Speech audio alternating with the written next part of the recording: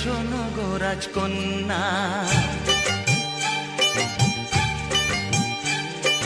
তোমায় পেলাম ভাগ্য গুণে। শোনো গো রাজকন্যা, আজ থেকে শুধু তোমার হলাম, অন্য কারো না।